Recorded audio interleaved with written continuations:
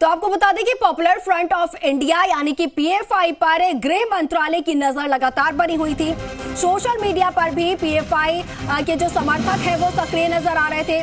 2 साल से गृह मंत्रालय पीएफआई की जानकारी को लेकर लगातार मांग कर रहे थे। मंत्रालय के निदेशक ने यहां पर सीएस और इसके साथ ही डीजीपी को पत्र भी लिखा था और पीएसयू कर्मचारियों की सोशल मीडिया प्लेटफॉर्म पर सक्रियता देखने को मिल रही थी। गृह मंत्रालय के सामने आए हैं कई आपत्तिजनक उदाहरण और ट्विटर या अन्य सोशल मीडिया पर आपत्तिजनक पोस्ट लगातार उनकी तरफ से किए जा रहे थे और इन पोस्ट के आधार पर ही अब ये जो छापेमारी की कार्रवाई है वो भी देखने को मिल रही है। धार्मिक आधार पर सोसाइटी में विभाजन की कोशिश यहां पर देखने को मिली। राज्य सरकार को ऐसे तत्वों पर कार्रवाई करने के निर्देश भी दिए गए थे।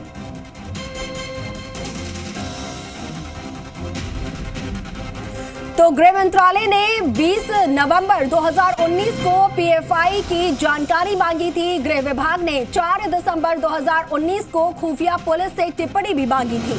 इसके साथ ही साल 2015 से नवंबर 2019 तक गतिविधियों पर रिपोर्ट मांगी थी। संगठन अथवा संगठन से सदस्यों के खिलाफ यहां पर अनलॉफुल एक्टिविटी एक्ट 1967 के तहत मामले दर्ज हुए थे।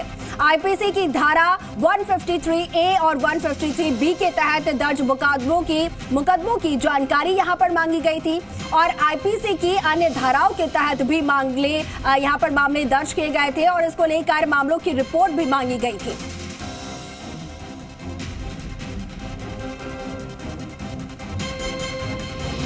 और इस खबर पर ज्यादा जानकारी के साथ सहयोगी विष्णु शर्मा हमारे साथ जयपुर से जुड़ गए हैं। इसके साथ ही कोटा से हिमांशु मित्तल हमारे साथ लाइव जुड़े हुए हैं। सबसे पहले रुक करूंगी राजधानी जयपुर का, विष्णु हमारे साथ जुड़े हैं।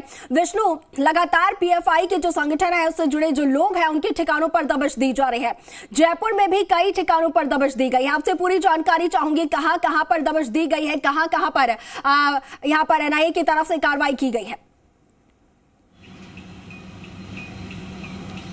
बिल्कुल, मैं ये बताना चाहूँगा कि जो पीएफआई है वो देश भर में आक्रामक विरोध और आक्रामक प्रदर्शन के लिए कुख्यात संगठन है और इसको लेकर जो केंद्रीय जांच एजेंसियां हैं उनकी बराबर निगाहें बनी हुई थी। जो सोशल मीडिया पर पीएफआई की गतिविधियां हैं, जो पीएफआई के नेता या कार्यकर्ता गतिविधियां लगाए थे, उन पर लगातार निगरानी बनी हुई थी और उसके बाद आज ये देश भर में कार्रवाई शुरू की गई है एक साथ। और उसके राजस्थान में भी इसका कार्रवाई शुरू की गई है। राजस्थान में पीएफआई लगातार काफ़ी समय से सक्रिय है और इसको लेकर अब जो है यहाँ पर पीएफआई का ऑफिस है एमडी रोड पर, वहाँ पर कार्रवाई की गई है। इसके अलावा जो अन्य नेता हैं उनके घरों पर दबिश दी गई है और इसको लेकर लगातार कार्रवाई सिलसिलेवार जानकारी मांगी जा रही थी। पिछले दिनों बात करें तो 2021 में अताउर रहमान है पीएफआई के, उनको लेकर सेंट्रल आईबी ने राज्य सरकार को रिपोर्ट दी थी और जो अताउर रहमान है उनकी जो सोशल मीडिया पर टिप्पणियां थी, ट्विटर पर टिप्पणियां थी, बाबरी मस्जिद को लेकर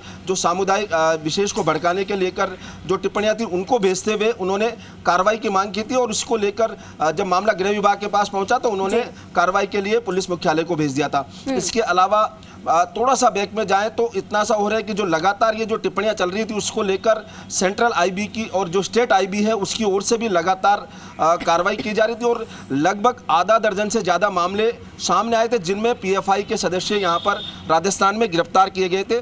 और गृह मंत्रालय की जो शाखा है वो लगातार यहाँ पर जानकारी मांग रही थी। 20 नवंबर 2019 में मांगा उन्होंने, 4 दिसंबर 2019 को भी यहाँ पर मांगा गया।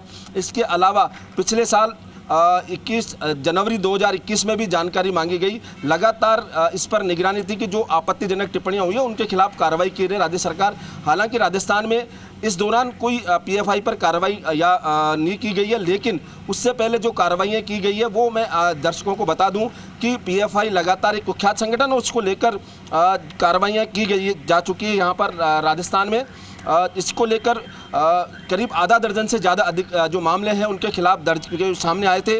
वर्ष 2015 में भीलवाड़ा के सुभाष नगर थाना में एहसान नीलगढ़ सहित 15 के खिलाफ मामला दर्ज हुआ था और उसमें चार्जशीट पेश की हुई है, फिलहाल कोर्ट में विचाराधीन चल रही है। इसके अलावा वर्ष 2016 में भीलवाड़ा में ही मोहम्मद सुल्तान आरिफ सहित 5 के खिलाफ मामले दर्ज हुए थे और उनको लेकर भी चार्जशीट अभी कोर्ट में चल रही है। और वर्ष 2016 में सुभाष नगर भीलवाड़ा में अब्दुल सलाम के विरुद्ध मामला दर्ज हुआ था और 2018 में चार्जशीट पेश की गई। ऐसे ही बूंदी में जो पीएफआई सक्रिय है बूंदी में भी है। 2018 में कोतवाली में मोहम्मद अनीश और अन्य के खिलाफ यहाँ पर कोर्ट में मामले चल रहे हैं अभी फिलहाल, और बूंदी के कोतवाली इलाके में भी मामले चल रहे हैं। और 2019 में झालावाड़ भवानी मंडी में भी सादिक हुसैन, शेर अली और नियामत अली के खिलाफ अभी जांच जारी है और उनके खिलाफ कोर्ट में चालान पेश किया जा रहा है। कुल मिला के ये है कि लगातार जो पीएफआई के यहाँ पर आपत्तिजनक टिप्पणियां जो सामने सोशल मीडिया पर सक्रिय होने की बात आई है, और कई अन्य जो अपराध हैं अनलॉफुल एक्टिविटी 1967 के अलावा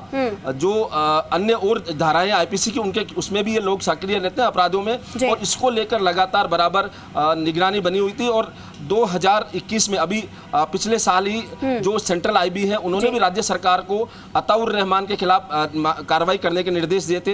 हालांकि अभी मामला विचाराधीन है और इसको लेकर राजनीतिक रूप से, सियासत रूप से भी लगातार गरमाई गई थी। पिछले दिनों जब कोटा में विरोध प्रदर्शन हुआ था कोरोना के बावजूद, तो यहाँ पर भाजपा ने मांग की थी कार्रवाई की, लेकिन फिलहाल अभी कोई कार्रवाई नहीं की गई। कुल मिला के कह सकते हैं कि जो पीएफआई के जो सदस्य हैं वो लगातार सोशल मीडिया पर समाज और सामाजिक गतिविधियों में लगातार सक्रिय रहते हैं। जी बिल्कुल बिल्कुल। विष्णु बने रहिए हमारे साथ। कोटा का रुख करिए, कोटा से हिमांशु मित्तल हमारे साथ जुड़े हुए हैं। हिमांशु, जिस तरीके से सोशल मीडिया पर पीएफआई की तरफ से, पीएफआई के संगठन से जुड़े हुए जो भी लोग थे, समर्थक हैं, उनकी तरफ से लगातार सोशल मीडिया पर आरोप यह है कि माहौल बिगाड़ने की कोशिश की जा रही थी, लेकिन उनको लग रहा था कि किसी की नजर उनकी तरफ नहीं है। गृह मंत्रालय लगातार उन पर निगरानी बनाए हुए थे और उसी का शायद यह नतीजा है कि अब लगातार ये जो सिलसिलेवार तरीके से छापेमारी की कार्रवाई की जा रही है यहां पर देखने को मिल रही है। कोटा में भी विज्ञान नगर, इसके अलावा ग्रामीण क्षेत्र में भी कार्रवाई देखने को मिली है। पूरी जानकारी आपसे चाहूंगी कि कहां कहां पर, कितने ठिकानों पर दबिश दी जा रही है फिलहाल और कार्रवाई की गई है।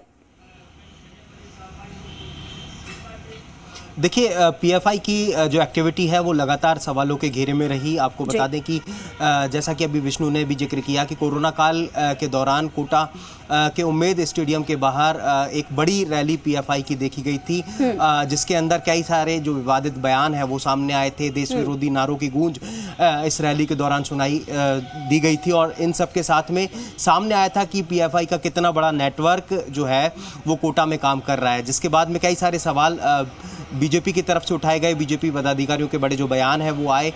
मोटे तौर पर माना जा रहा था कि किसी तरह का जो एक्शन है वो लिया जा सकता है, क्योंकि जिस तरह के विवादित बयान उस रैली के अंदर दिए गए थे। लेकिन अब जब देश भर में पीएफआई पर शिकंजा कसा गया है, एनआईए की तरफ से देश भर में कार्रवाई हुई है, 100 से ज्यादा गिरफ्तारियां देश के अलग अलग हिस्सों में हुई है, तो समझा जा सकता है कि राजस्थान में जब ये कार्रवाई हुई तो कोटा और 12 मोटे तौर पर बड़ी एनआईए की टीम कोटा पहुंची। करीब 60 से ज्यादा जो अधिकारी और जो इस टीम के सदस्य हैं वो कोटा पहुंचे, जिसके बाद में टीम को डिवाइड किया गया। पूरा होमवर्क इस एक्शन से पहले एनआईए की टीम ने किया, जिसके बाद में एक टीम कोटा से 12 के लिए रवाना हुई। कोटा ग्रामीण के सांगौद एक टीम पहुंची और एक टीम कोटा के विज्ञान नगर पहुंची।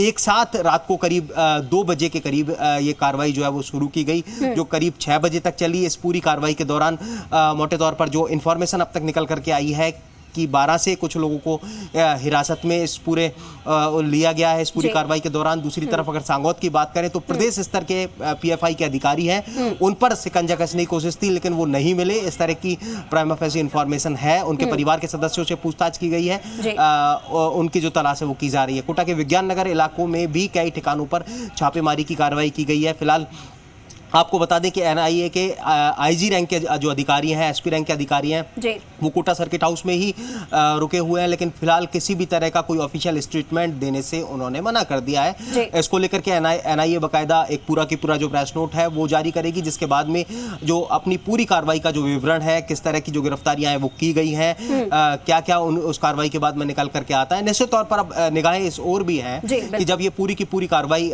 लगभग अब खत्म होने की ओर है, कई जगह पर ये कार्रवाई फिनिश कर दी गई है, लेकिन अब जब इन्वेस्टिगेशन होगा, इन्वेस्टिगेशन में क्या कुछ चीजें निकल करके आती हैं, किन किन और लोगों पर शिकंजा कसा जाता है, ये पूरी तरह से देखने वाली बात होगी। लेकिन इन सब के बाद में एक अपडेट और दे दें आपको कि जिस तरह से एनआईए की तरफ से कार्रवाई की गई है, उसके बाद में पीएफआई का जो समर्थित संगठन है एसडीपीआई, उसके तरफ से एनआईए के जो कार्रवाई है उसका जो विरोध है वो भी जताया जा रहा है, और देश के अलग अलग हिस्सों में इसको लेकर के जो प्रदर्शन है वो भी पीएफआई और एसडीपीआई की तरफ से किया जाएगा। कोटा की भी बात कर लें तो कोटा में भी करीब 12 बजे एसडीपीआई की तरफ से जो प्रदर्शन का ऐलान है वो कोटा जिला कलेक्ट्रेट पर किया गया है। इस कार्रवाई का जो विरोध है वो जताने को लेकर के बात की गई है। लेकिन कुल मिलाकर के ये बड़ी कार्रवाई है, पीएफआई पर बड़ा एक्शन है जो एनआईए की तरफ से लिया गया है। अब सभी की निगाहें इन्वेस्टिगेशन पर, इन्वेस्टिगेशन के बाद में चीजें जो खुलकर के सामने आती हैं वो मोटे तौर पर माना जा सकता है कि जिस तरह की पीएफआई ने बयानबाजियां की, जिस तरह से पीएफआई का देश विरोधी जो चीज़ों में जिस तरह से नाम लगातार आया, उन सब के बाद में अब मोटे तौर पर अब निगाहें इस ओर की चीज़ें जब इन्वेस्टिगेशन में आती हैं और उन सब के बाद में क्या कुछ खुलासा होता है। बिल्कुल बिल्कुल। हिमांशु, बहुत शुक्रिया हमारे साथ जुड़ने के लिए, तमाम जानकारी साझा करने के लिए। विष्णु, आपका भी बहुत शुक्रिया तमाम जानकारी साझा करने के लिए। आगे बढ़ रहे हैं। 12 सितंबर